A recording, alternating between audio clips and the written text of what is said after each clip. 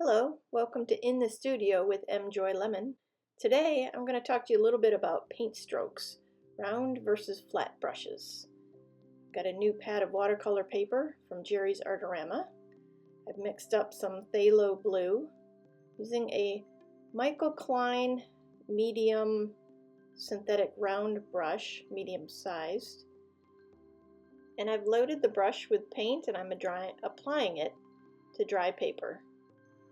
And you can see the variety of strokes I will be able to get through various ways of holding the brush and also the angle of the brush to the paper, whether it's upright at a 90-degree angle or at a lower, more acute angle.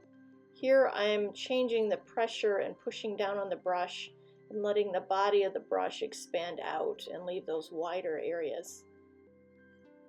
Here's the same technique, just with a smaller stroke or less pressure.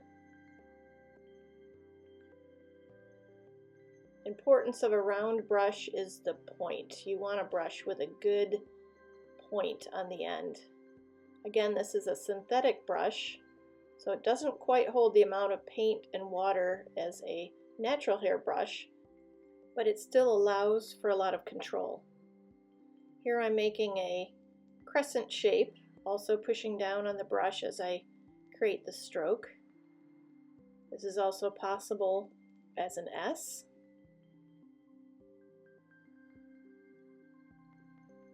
Again, I'm starting the stroke, then adding pressure as I continue through the stroke, and then lifting and reducing the pressure as I end the stroke. Creates a very nice organic almost calligraphy-like stroke of paint onto the paper.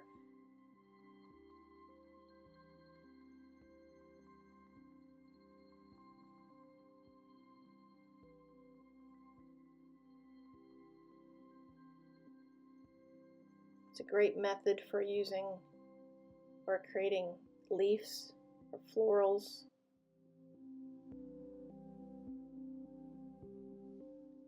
Now you'll see me use about a 1/2 inch or a 3/4 inch flat brush and try to make similar strokes. This leaves a much more even application across the top than the side of the round brush did.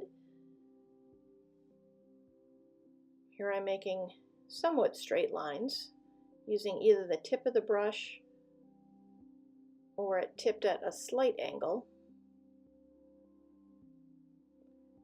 A flat isn't able to hold as much water as a round, but it still has some great uses. This is one of them. This is a good use for water or waves in the distance, grasses.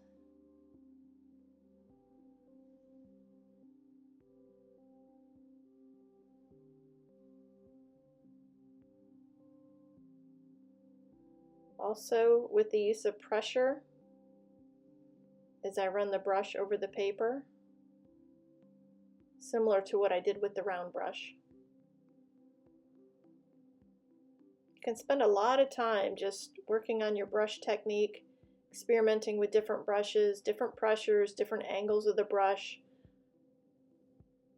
all the way from upright at a 90 degrees to almost flat, raking across the paper. Here I'm using about a 1/4 inch flat brush, so quite a bit smaller than the other one, holds less water, but still able to leave a nice variety of different paint strokes.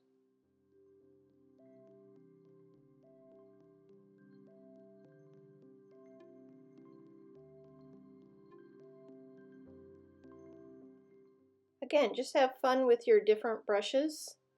Get out some paint, some puddles of paint, and just start experimenting and trying different things. Thank you for joining me for In This Studio with M. Joy Lemon.